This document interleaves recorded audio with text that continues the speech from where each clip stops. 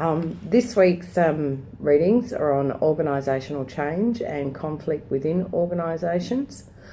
I could start. I chose to talk about the additional reading this week and the impact of workplace violence on third-party victims from a mental health perspective by Charmaine Hockby.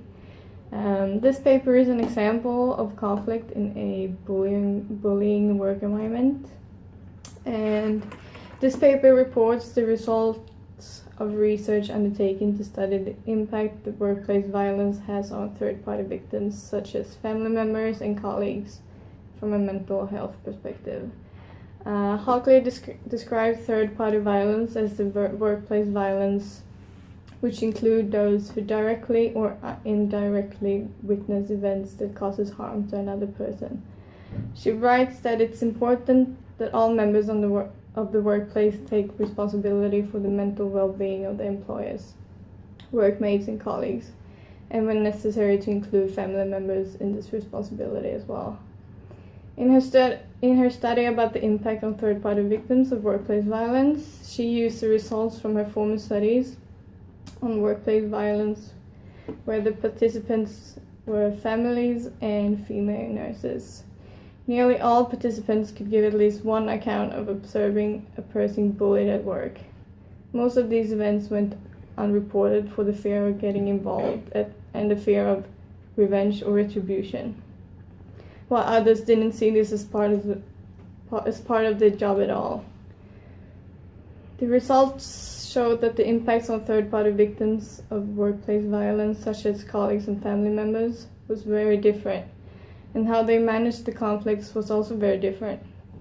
However, in both groups, anxiety, distress, nervousness, and depression was experienced, and some family members even contemplated suicide.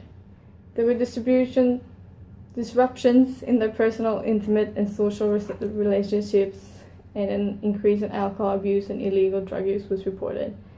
Family members reported that living with someone who has been bullied at work contributes to poor health, changes in financial status, and social isolation of that individual. Having a holistic approach onto mental health promotion in the workplace is critical, as any disruption that damages an individual's ability to interact with workmates, colleagues, and managers have a profound effect on their work status.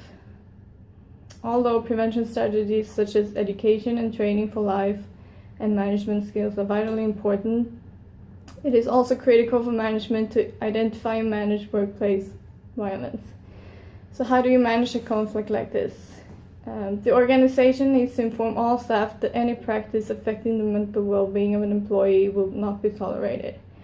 In the paper, Hockby explains that management needs to address workplace violence and the impact on third-party victims by developing a participative, strategic approach to promote mental health. This will give the employees an environment that allows them to achieve goals and to interact with one another in ways that are respectful, and by doing so, reducing the potential for third-party workplace violence. Okay, and my reading is on the textbook with Hughes and Waring on organisational change. Change in organisation is ever evolving, like as times change over our environment changes, so do the needs of the community, and so therefore the organisations need to change. So social working practice has always been viewed as the core to change. Social workers are constantly needing to adjust strategies to combat the ever-changing policies, funding in government, and needs of the community to work within an organisation that has its own structure of policies to work by. A social worker needs to be proactive in keeping mindful of the change that is ever occurring around them.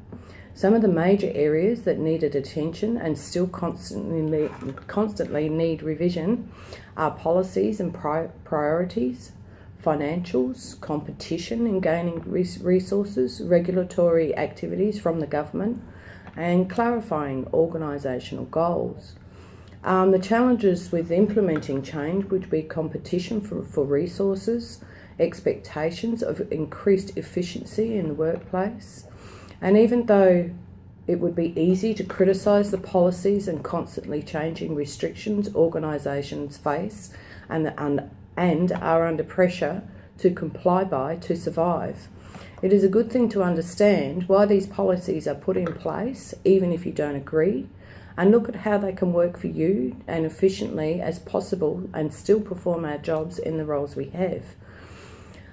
On a macro level, things such as policy, societal changes such as globalisation, immigration, poverty and market economy can impact on communities and organisations. Solutions can be found to break down the barriers that tend to limit organisations. For example, if an organisation is following the trends on a macro level, they can predict what should and shouldn't be coming up that would affect their organisation. Changes can be implemented before and reduce the negative impact on their organisation to ensure survival. For example, credibility is also a survival tool that organisations need, especially meeting the demands of the community as well as ever-changing laws and government policy.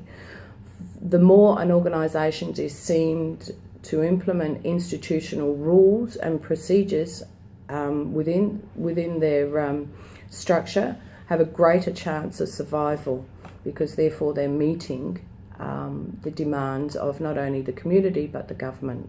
And when we need resources, we need government approval. The 4 dimensions of environmental change is spoken in here. The frequency, which means the number of disturbances within the environment over a particular period of time. The amplitude, which is the magnitude of the shift from the initial conditions, and then we move on to something that, it can result in a disturbance that's only very small to something really quite extreme. And the speed, how quickly the change takes place. And also the scope, that are produced as the result of the simultaneous disturbances. All of the changes can come into effect at any time in any order.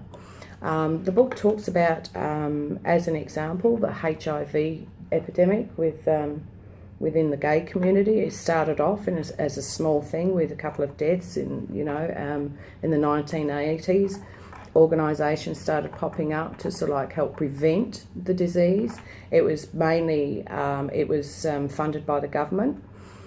As the disease, even though it couldn't be contained, it started spreading out into the heterosexual community.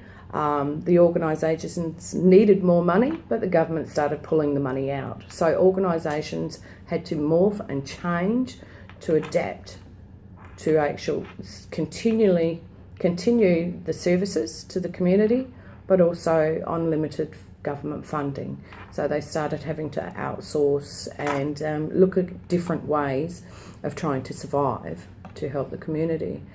Researching methods to help the group learn new behaviours is called moving. This is Lewin's approach to change. It's basically focusing on the management rather than just the environment on the outside. It's focusing on the inside of the organisation. So maintaining group behaviour, minimising conflict, that will, even though it's called unfreezing, which means once change comes into play, people start getting noses pushed out, disruptions, they can't do their job properly. What they're trying to do is minimise the conflict, but there will be conflict, of course, because people, are not able to do their jobs properly, but that's called unfreezing. Then we go on to the moving, which is research methods to help the group learn new behaviours, new ways of adapting to all this change. And then they start stabilising the group in the new equilibrium that they've just recreated, which is called refreezing. Even though change is a constant process and the rate and depth of the change varies, and other theorists have challenged Lewin's approach, this approach still remains an influential in managements and organisations when dealing with change. They use this 3-step approach. It goes on to talk about strategic planning is generally an overall direction the organisation is going, while operational and program planning is of the day-to-day running of the organisation. Hughes and Waring suggests that if an organisation employs both approaches, then the operational or program plans should be the means as to how an organisation can reach the strategic plan, which is the overall goal of the organisation. In conclusion of, even though this chapter covered so much and we've only got 3 minutes and we're up to God knows what, so I'm going to conclude. Social workers need to actively engage in change strategies initiated within an organisation in order to closer fit the ideals, values and realities of their day-to-day practice of social work values and wider social change to enable them to make a positive change. Thank you. Thank you.